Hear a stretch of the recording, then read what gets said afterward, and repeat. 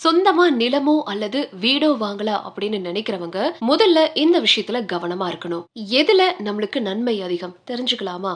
கடந்த 10 வருஷங்கள்ல இந்தியாவின் முக்கியமான நகரங்களின் பல பகுதிகள்ல வீடுகளுடைய விலை 100%க்கும் அதிகமா உயர்ந்திருக்கு. முக்கிய நகரங்கள்ல இருக்கிற குடியிருப்பு சொத்துக்கள் பண வீக்கத்தை விட அதிக வருமானத்தை ஈட்டிருக்கு. மேலும் வாங்குறவங்களுடைய தேவையும் சீரா இருக்கு. இதுக்கிடையில ஆடம்பர பிரிவும் வேறுபட்ட ஒரு போக்கையும் பார்த்திருக்குன்னு சொல்லலாம். கோவா போன்ற அதிக தேவை இருக்கிற இடங்கள்ல பிராண்டட் மற்றும் டிசைனர் சொகுசு வீடுகள் பொது சந்தையை விட சிறப்பா செயல்பட்டிருக்கு. குறிப்பிட்ட இடங்கள்ல பிரீமியம் வீடுகளுடைய விலைகள் ரொம்ப விரைவா உயரும் அப்படின்னு நிபுணர்கள் சொல்லியிருக்காங்க. இன்னொரு பக்கம் நிலத்துடைய செயல்திறன் முற்றிலும் அந்த இருப்பிடத்தை பொறுத்தது. இப்போ அயோத்தி மற்றும் பிருந்தாவனம் போன்ற நகரங்கள்ல நிலத்துடைய விலைகள் நல்ல உயர்வை பார்த்திருக்கு. சரியான இடத்துல தெளிவான உரிமையோடு கூடிய நிலம் நீண்ட காலத்துக்கு வலுவான வருமானத்தை கொடுக்கும் அப்படின்னு சொல்லியிருக்காங்க. இன்னொரு பக்கம் விற்பனையை பொறுத்த வரைக்கும் வீடுகள் அல்லது அடுக்குமாடி குடியிருப்புகள் பொதுவாவே ரொம்ப சீக்கிரமாவே விற்கப்படுது. அதுக்கு காரணம் இதை வாங்குறவங்க அதிகமா இருக்காங்க. மேலும் வங்கி கடன்களும் ரொம்ப சுலபமா கிடைக்குது. ரியல் எஸ்டேட் ஒழுங்குமுறை ஆணையத்தின்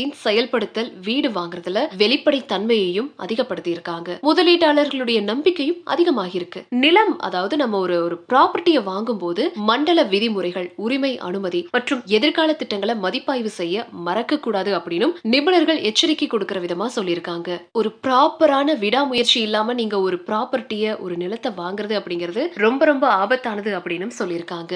அதுவே நீங்க ஒரு வீடு அல்லது ஒரு பிளாட் வாங்குறீங்க அப்படின்னா அது உங்களுக்கு வருஷத்துக்கும் காலத்துக்கும் வாடகையை கொடுத்துக்கிட்டே இருக்கும். அதாவது நீங்க வழக்கமான ஒரு இன்கம் பெற்றுக்கிட்டே இருக்கலாம். இருந்தாலும் பராமரிப்பு, சமூக கட்டணம் மற்றும் காலப்போக்கில் அந்த கட்டிடத்துடைய தேய்மானம், இந்த மாதிரியான விஷயங்களையும் நம்ம கருத்தில் கொள்ளணும். ஆனா அதே சமயம் நிலம் அப்படிங்கிறது வழக்கமான வருமானத்தை கொடுக்காதுதான். ஆனா நீங்க வாங்கி போட்டிருக்கிற அந்த நிலத்துக்கு பக்கத்துல ஒரு பஸ் ஸ்டாண்ட் வருது, ஒரு ரயில்வே ஸ்டேஷன் வருது, ஒரு மெட்ரோ வருது அப்படின்னா கண்டிப்பா அதோடைய ரேட் பல மடங்கு அதிகமாகும். சோ நிலையான வருமானம் மற்றும் வாடகைகளை கொடுக்கிற குடியிருப்பு சொத்துக்களை முதலீடு செய்யலாம். இல்லனா குறிப்பிட்ட நீண்ட கால வருமானத்தை ஈட்டக்கூடிய ரொம்ப கவனமா தேர்ந்தெடுக்கப்பட்ட நிலத்துல முதலீடு செய்யலாம். சோ முடிவு அப்படிங்கிறது உங்களுடைய டார்கெட், பட்ஜெட், உங்களுடைய பொறுமை, இந்த 3 விஷயங்களை பொறுத்து தான் இருக்கணும் அப்படின்னு நிபுணர்கள் சொல்றாங்க.